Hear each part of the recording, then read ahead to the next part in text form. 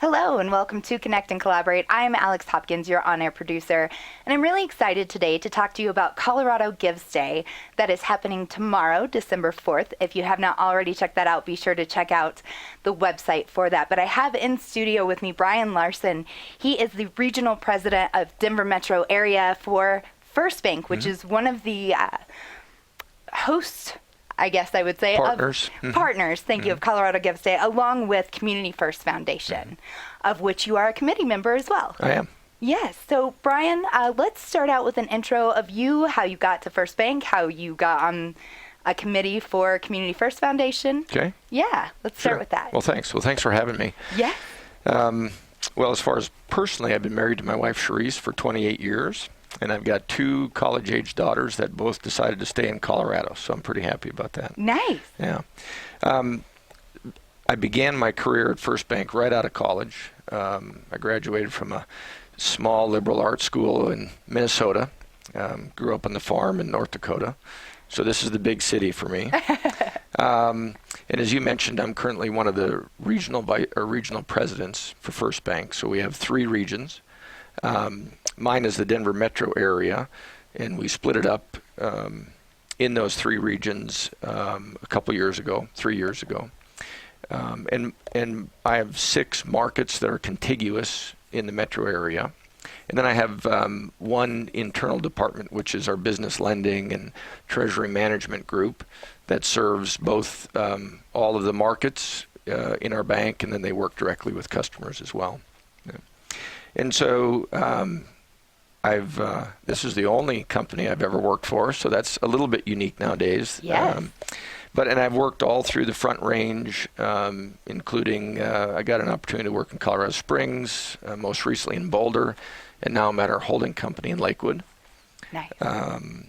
And so I've got to do a few different things with the bank, mostly customer facing. I've been a bank president, as I mentioned, in Colorado Springs and in Boulder.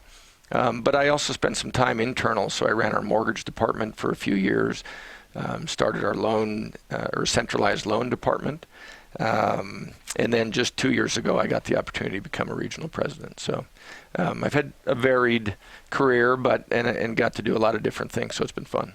But as you mentioned, it is odd these days to have somebody that's stayed with a company from college on, right? That's exciting. Yeah. I imagine that that's been pretty rewarding for you at First Bank.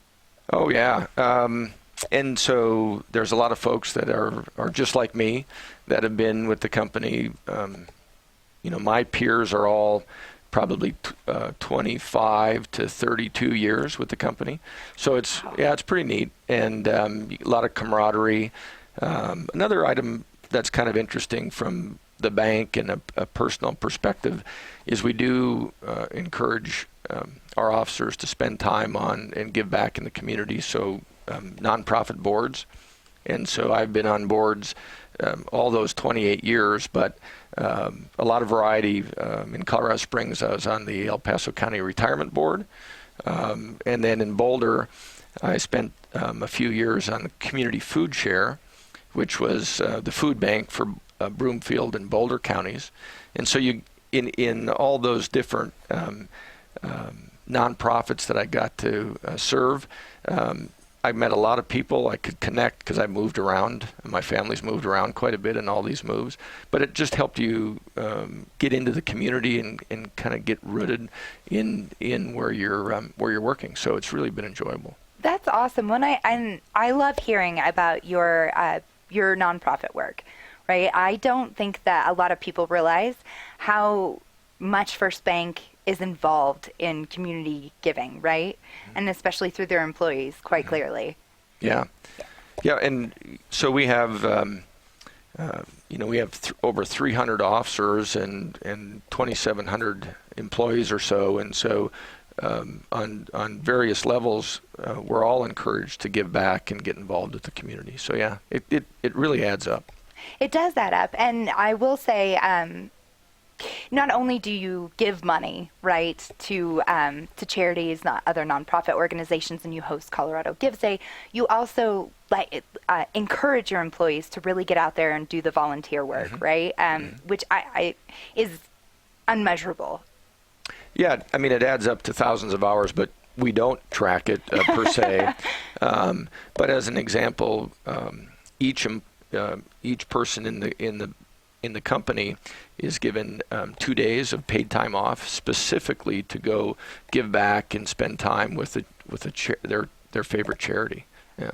That's really cool. How long has that been in place? Oh, I would say that's maybe 5 years or more. Okay. Yeah. Yeah, that's really awesome. So 2 paid days off, and you get to choose where you want to go spend your time. You're not restricted. No, and when people go do things that they care about and that interest them, it just is so much more meaningful for everybody, for both the person at First Bank and that particular nonprofit. Oh, yeah, I would imagine. So let's talk a little bit about First Bank's actual history here. Okay. And how long they were born in Colorado, yes? In Lakewood? In Lakewood. Okay, it was specifically Lakewood. I didn't want to missay it.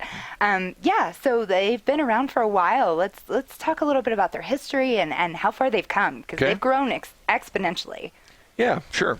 So we started in 1963 in I believe it was a single wide trailer back then. So it's kind of an interesting way to start a bank. But we've been around since then, and we started as a privately held bank, and we still are today. We've grown to 115 locations in Colorado, Arizona, and California. And we currently have 750,000 customers. Wow. And so from a size perspective, we measure things on asset size and deposit size. So from an asset perspective, we're a little over 18 billion. And then deposits are about 16.5 billion. And so that puts us, from a ranking perspective, we're the largest privately held bank in Colorado, and then second largest in the nation.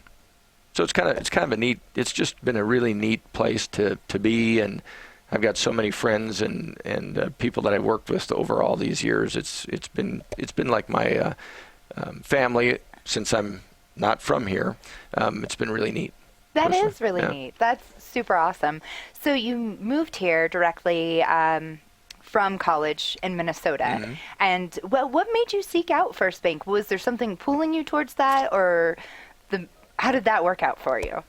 I didn't travel much I was a farm kid, and so we spent most of the time taking care of the farm. But we did take a trip when I was a junior in high school, and we came to Colorado. It was beautiful. So that was part of it, and the other part was I had a couple folks that I went to college with that actually got a job out here just by chance before me.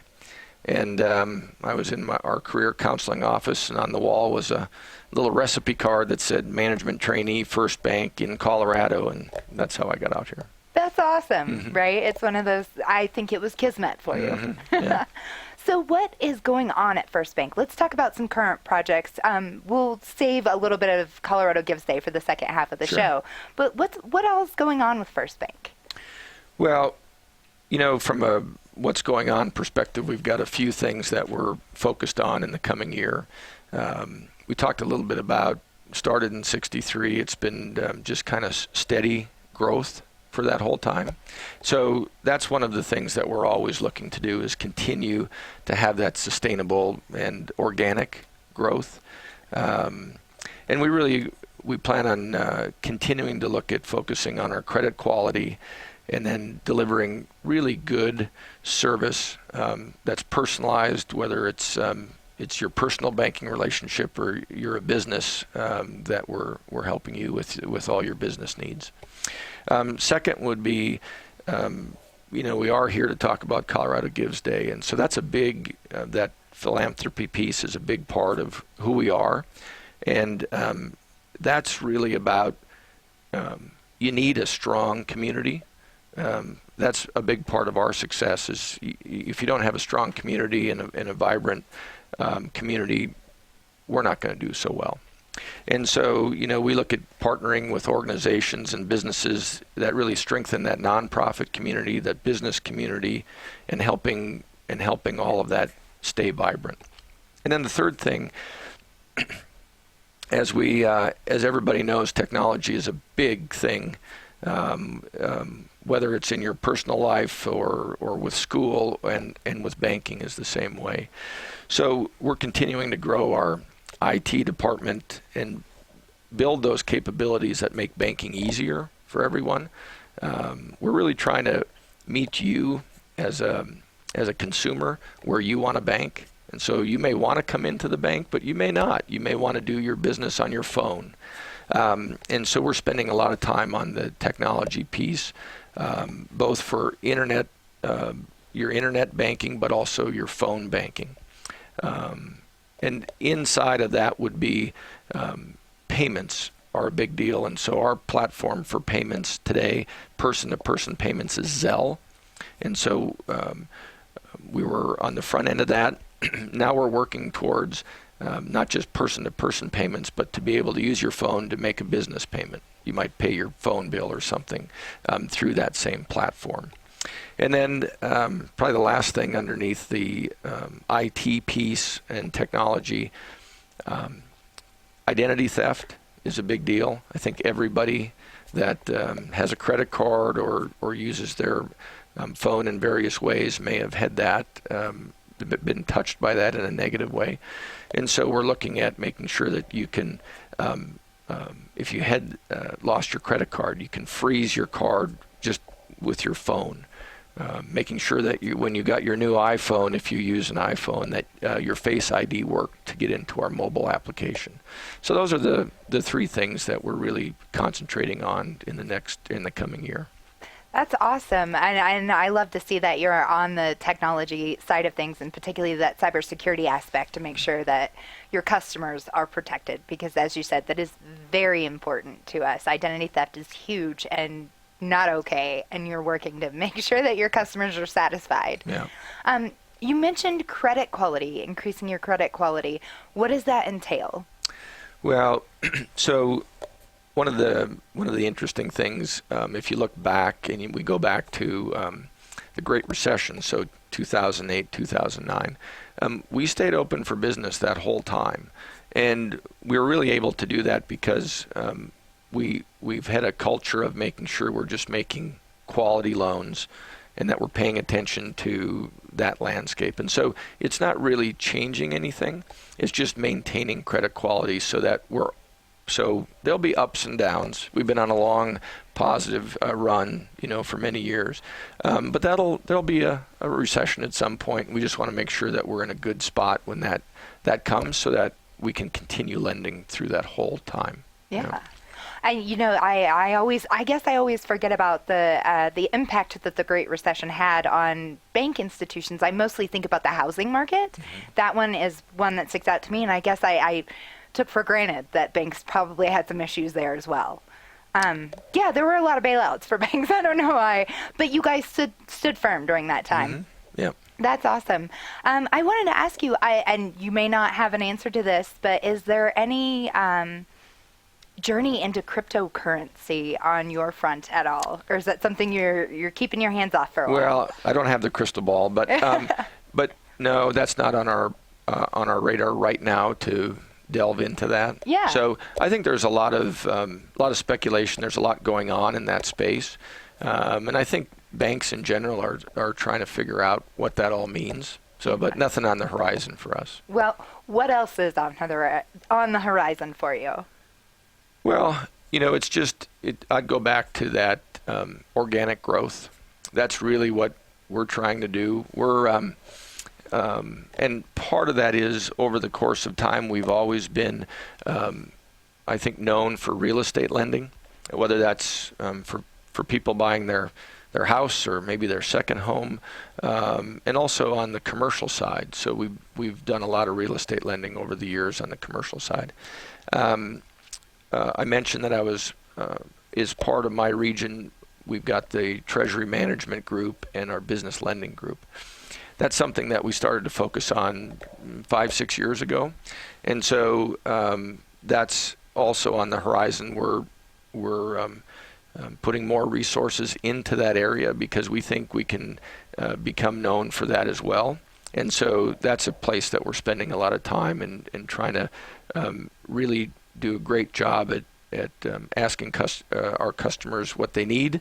That's one thing that they need, and so we're spending time trying to provide those services for businesses. That's awesome. Let's talk a little bit about your customers. As you know, we previously had somebody from First Bank on with a different show. Anthony Lombados is our hospitality guy, and he had on one of your First Bank customers, and they spoke strictly of customer service. And that's one thing I think that you guys are pretty well known for around Colorado and Arizona. Probably California too. It's just a bigger state with a lot more diversity.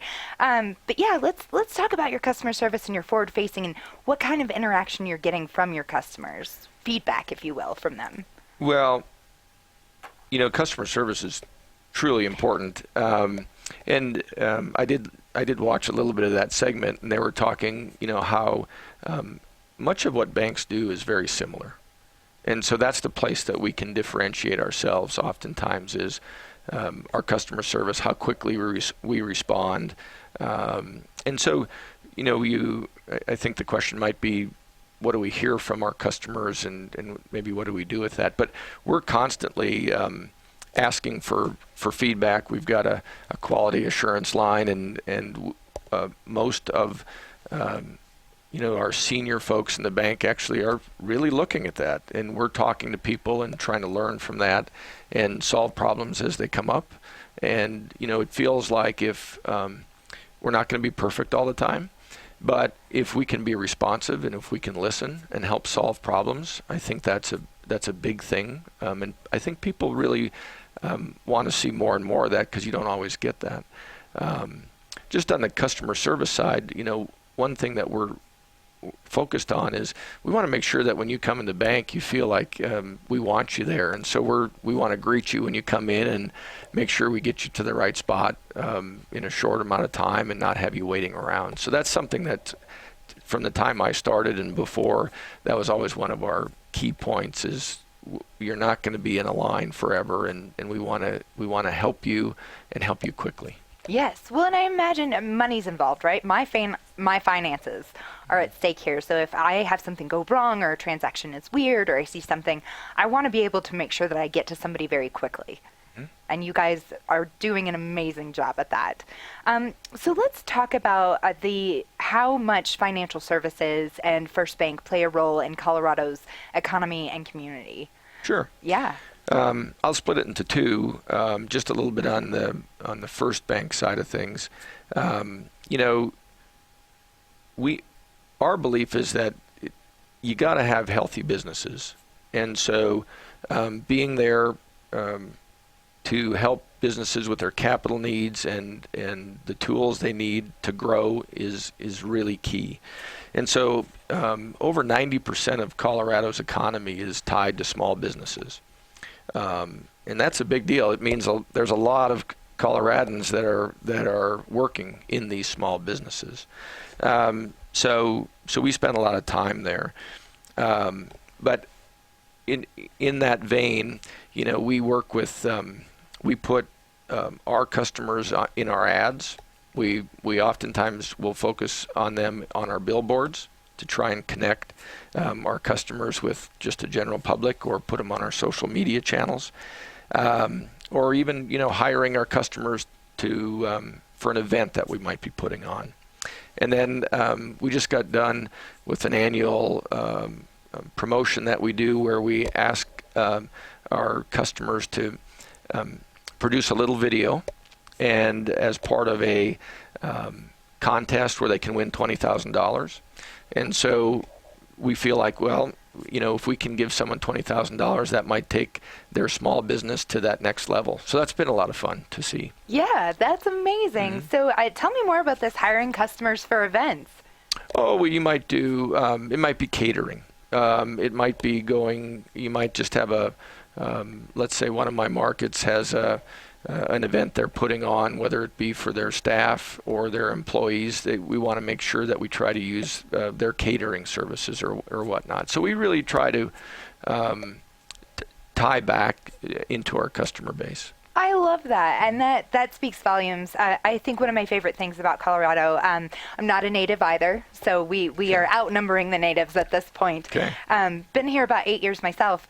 One of my favorite things about Colorado when I moved here was how much I realized collaboration takes place, and whether it's within same industries or across industries, it's beautiful to see. And you guys are really honing in on that Colorado homegrown. Yeah. Yeah, I love that. And then hiring customers, so you know what they do, you know what kind of businesses they run, and you see opportunities where they can get more business. Well, and it just seems to make sense that you want to support the people that are supporting you. So it seems to work out pretty well. That's beautiful. I love that. So we have about 4 minutes left here in this segment, Brian. Is there anything else about First Bank that we should know about, albeit for Colorado Gives Day? Well, I might expand a little bit. I'm also associated with the Colorado Bankers Association. That's our trade group.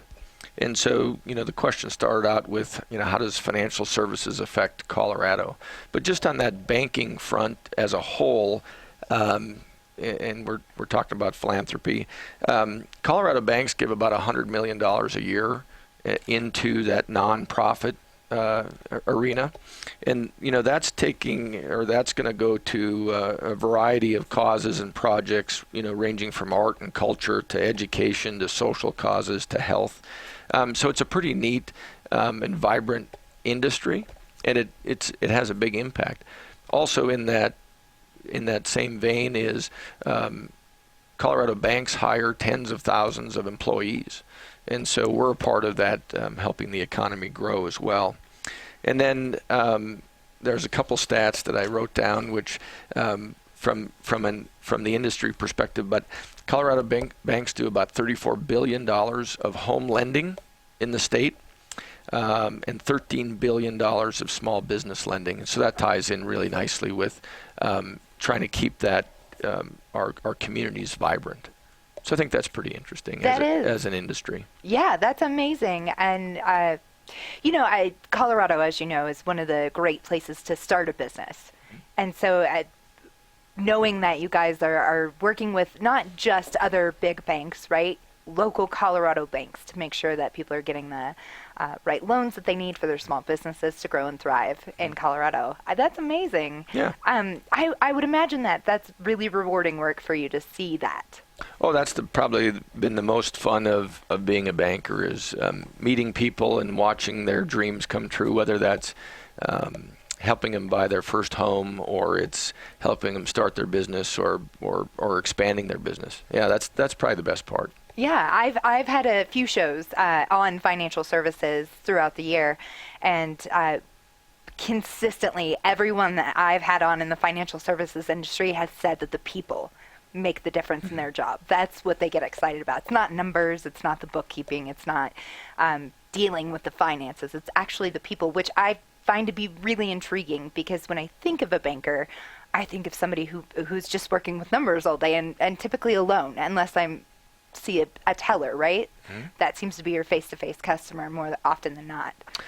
The best part is always been the people. Yeah. I mean, and I think that's the folks that we look to hire, is that want to work with people and enjoy that.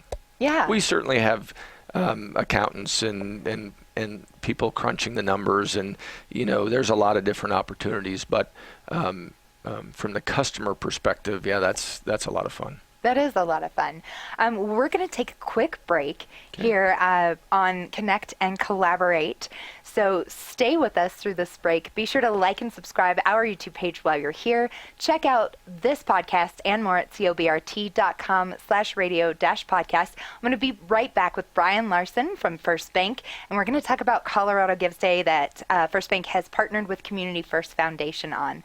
So stay with us, and we'll be right back. Perfect.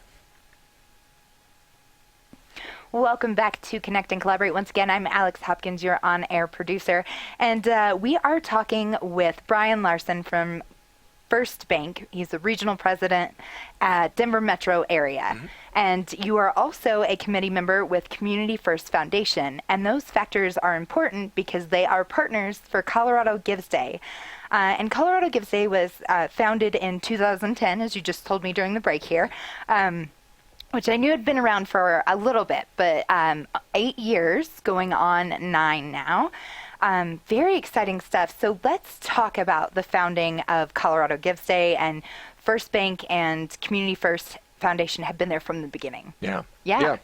Well, so yeah, Colorado Gives Day, talking about what is it? It's a statewide movement to increase philanthropy across the state and on one single day of the year. And so it's presented by First Bank and Community First Foundation. And right now it's one of the largest online giving initiatives in the nation. And the intent is just to raise as much money as we possibly can in a 24-hour time period, starting 12:01 a.m. on Tuesday, December 4th. And we'll have over this year 2,500 participating nonprofits that are eligible to receive donations tomorrow. Wow.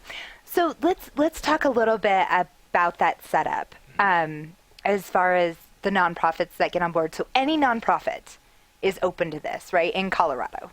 There's certain criteria. Okay. There's a part of what helps make it maybe more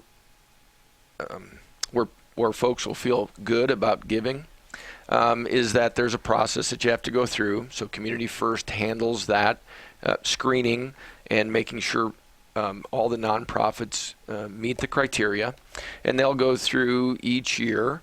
And so once you get signed up, there's still some vetting that goes and happens on an annual basis.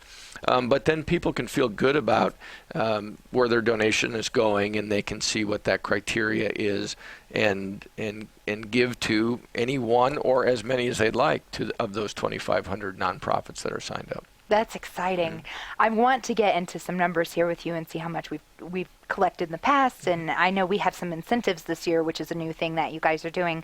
But before we get into that, you gave me a really interesting statistic on the break about why this was born. And it was born out of Colorado not being so high on the donations and nonprofit work. Yeah, and when this is back before 2010, of course, when it was put together. But when you looked at where Colorado was from a philanthropy standpoint, we were number 37 out of 50. Ouch. Not too impressive. Yeah. And so, what can you do to help that and encourage philanthropy? And so I think that was one of the catalysts that started this idea. And so, the really neat thing is now we're in the top 10. And so, I think it's reasonable to assume that Colorado Gives Day has had an impact in that space. Yeah, very successful, obviously. 37 to top 10, I'll take it. But let's get into the numbers here. Since you started, I'm assuming here that every year has increased exponentially. It has. Yes, so let's talk about that. Okay. Some hard facts, if you will. So in the first year, we had this audacious goal that we were going to raise $1 million. And we ended up at $8 million. Wow. So it's fantastic, fantastic start. Since 2014, we've actually been raising $1 million every hour. And so last year we came in at about $36.5 million.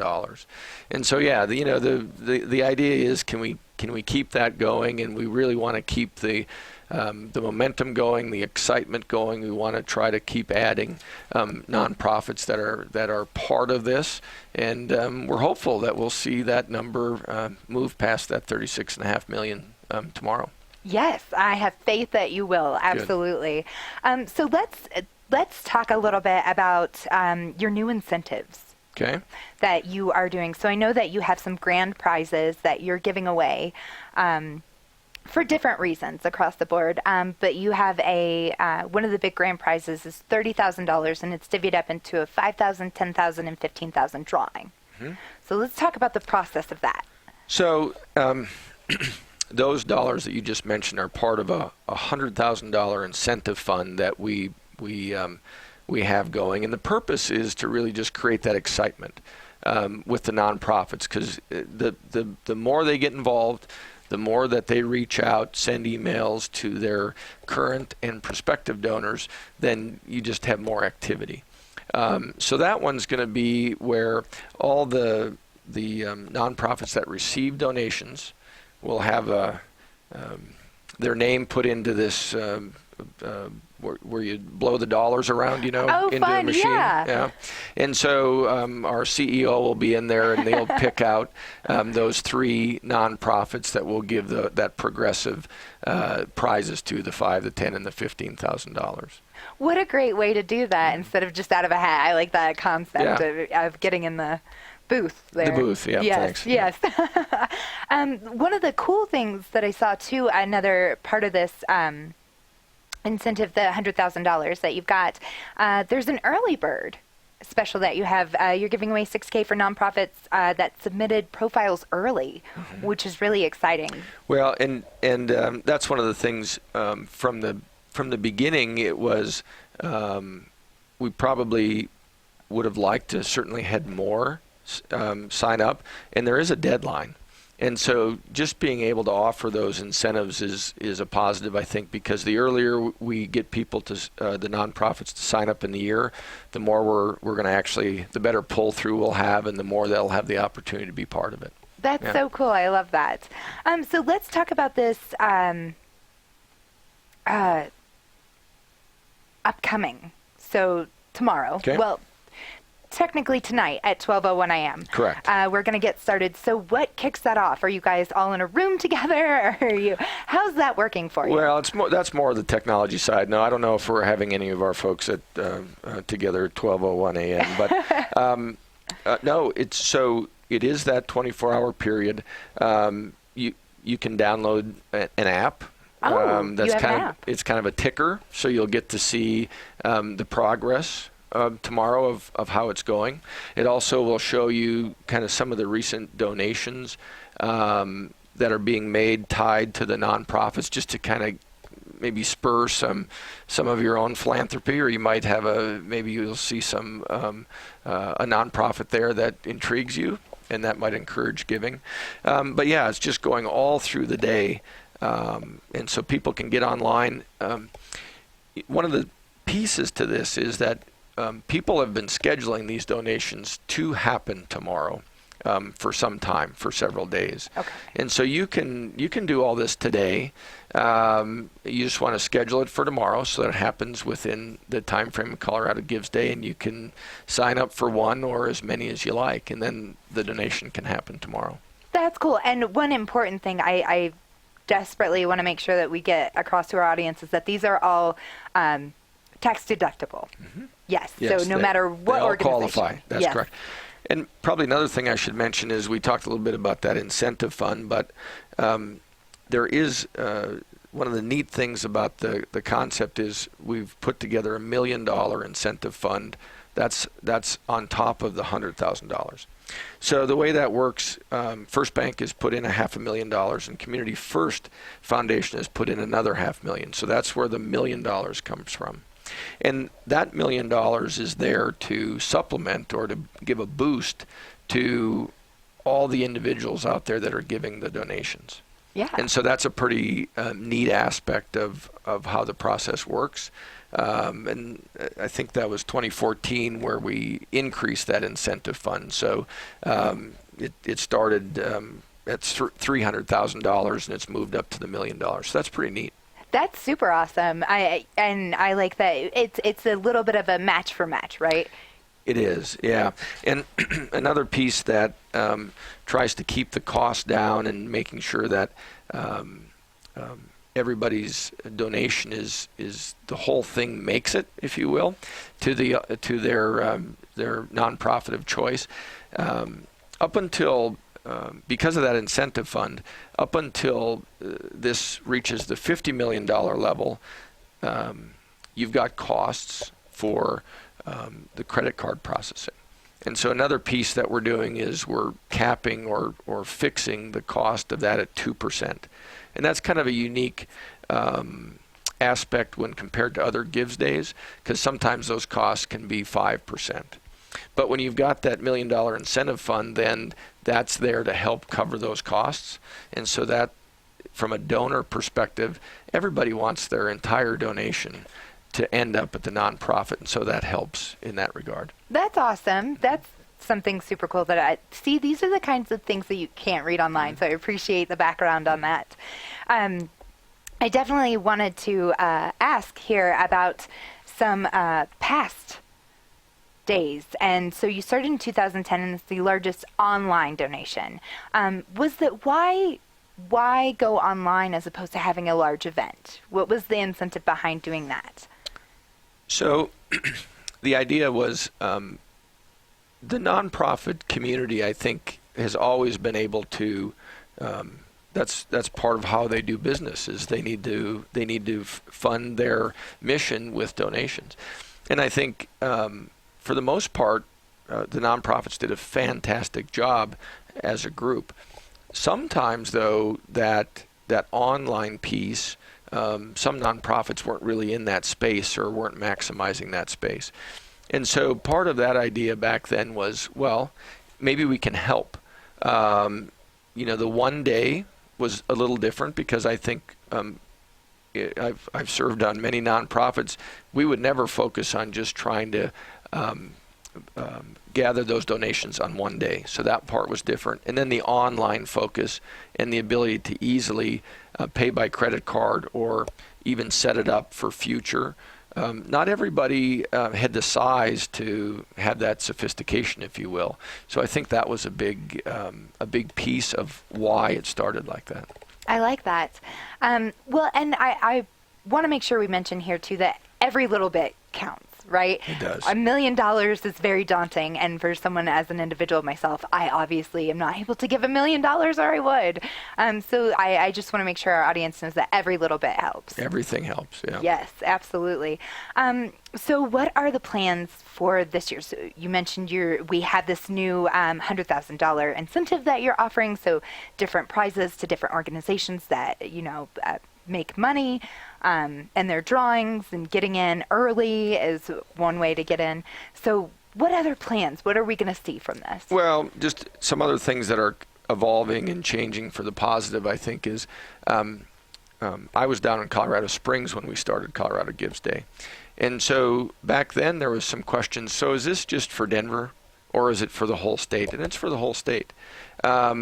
And so in the first couple years, I think we were struggling with that a little bit in Colorado Springs, and how do we do this?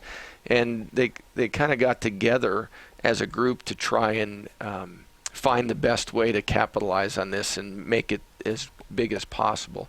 So we've got across the state now 9 kind of regional champions, if you will, that help that the nonprofits get together and maximize what they're doing. And so we're seeing more and more of those. I think Colorado Springs now will have an official market champion probably next year.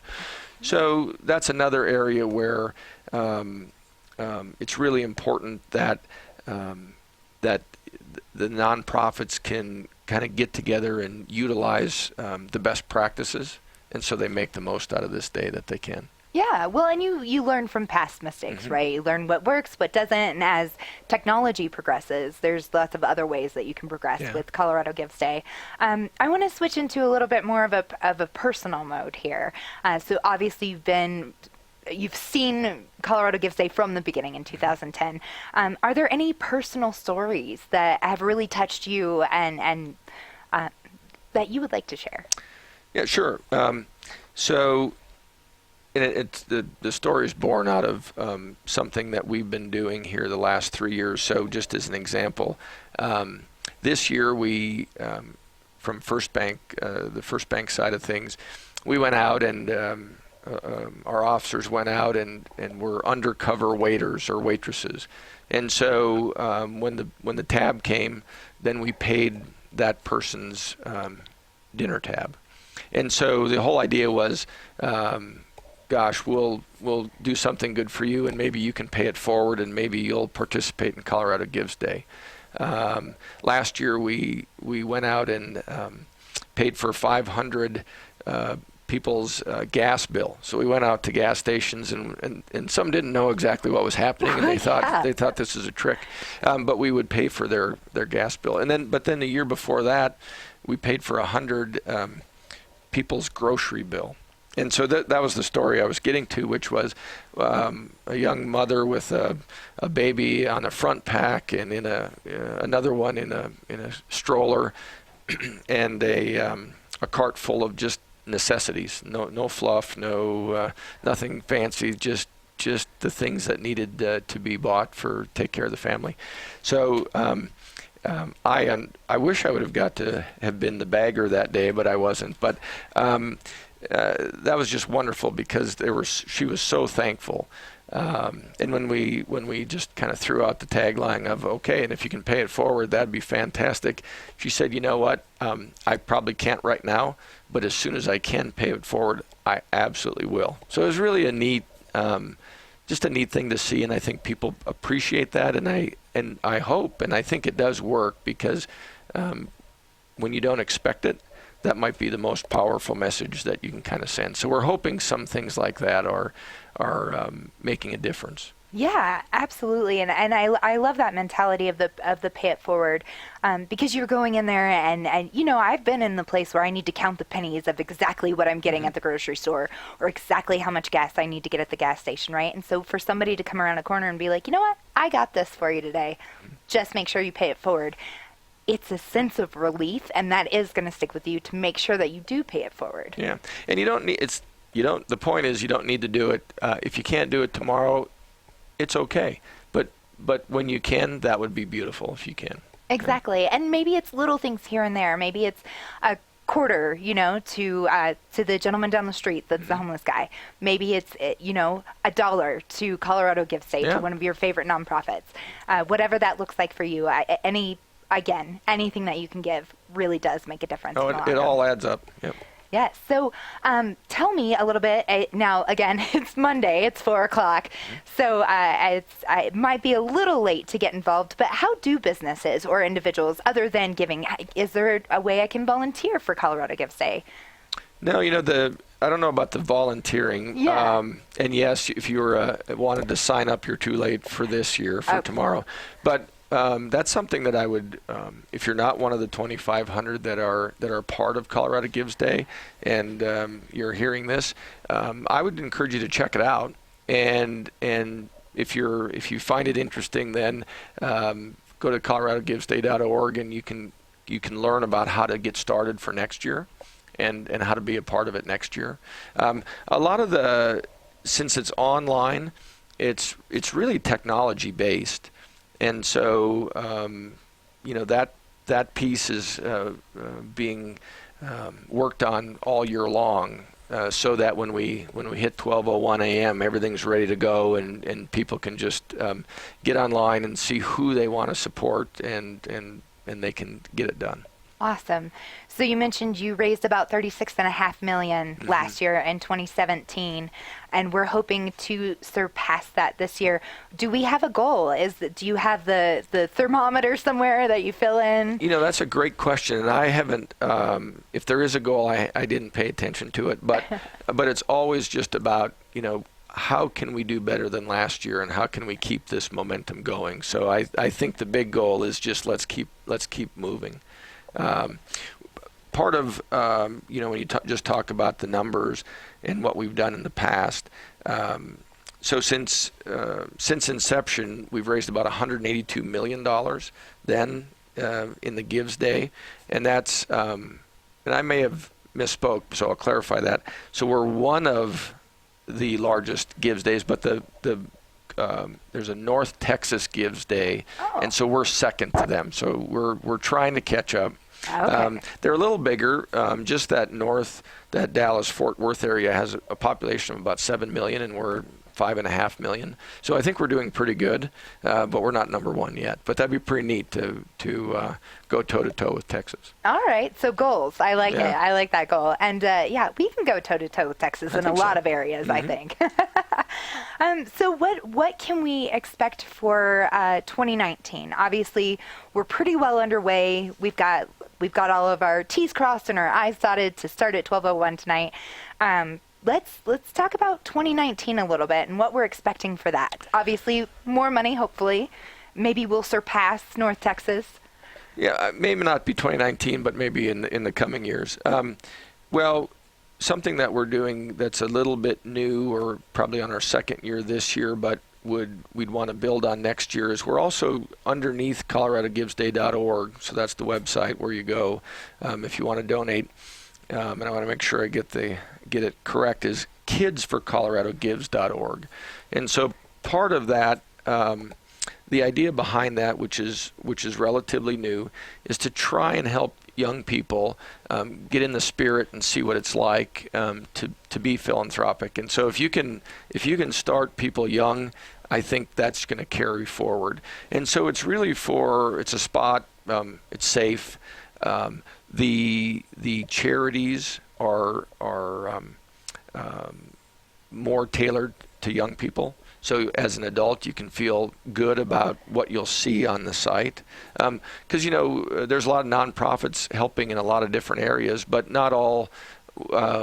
They might be doing something that you don't, they may be helping in a segment that maybe you don't want to introduce your child to yet. Okay, so a really good mix of nonprofits. And then if you're a parent or a guardian or a relative, you can, basically what's happening is you can give that young person kind of a gift card, and then let them decide who they want to donate those or direct those dollars to, and it could be one, it could be many. So it's just a really neat way to start young and build. So I think that's something that we hope we'll see more activity on this year, and then I would assume that will continue to grow as well next year. Yeah, I would imagine. I love that concept of getting that philanthropic mindset at a young age. I definitely know that it feels good to give. It just does. It does. It does. It really. But to start it at a young age and to see kids grasp that concept of giving to other people is really amazing. Mm-hmm. And so that's wonderful that you're getting started on that. And that started last year or this year? I think it started 2 years ago. Okay. Yeah. And so it's building. Yeah. The main focus has always been coloradogivesday.org, but it's just I think it's a natural progression, and so when you talk about what's new and what's next, I think that's something that just makes sense. Yeah, I think that's lovely. Well, we have just a couple minutes here in this last little bit of the show. Tell me a little bit about where you're planning to donate to. Is there an organization that speaks to you? Well, I might have mentioned that I was part of the food bank up in Boulder, and so I'm not on that board anymore because logistically I'm down in Lakewood now. But I've got a lot of these former organizations that I've worked with, and so I try to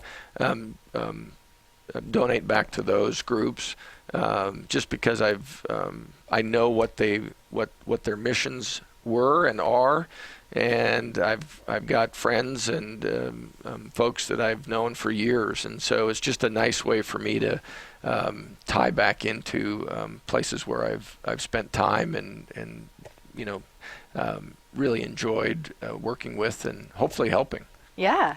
Well, and it's nice to know exactly where your money's going because you did work for those organizations. You know how that's divvied up and given out. Well, any last words of advice to donors out there? Well, I just encourage you, if you haven't gone to coloradogivesday.org, go take a look. This year may not be for you, but it may. And you can search all sorts of different ways by what they do or where these nonprofits are located. And so just take a look. Yeah, wonderful. And again, coloradogivesday.org, kidsforcoloradogives.org as well. We will also have those at our radio page, cobrt.com/radio-podcast. Look for First Bank. You can look for that there. But again, go ahead and go to those websites. Make sure you get your donations in at 12:01 a.m. and all throughout the next 24 hours. So thank you so much for joining me, Brian. Thanks for having me. It's been a pleasure. Yes. Have a great day.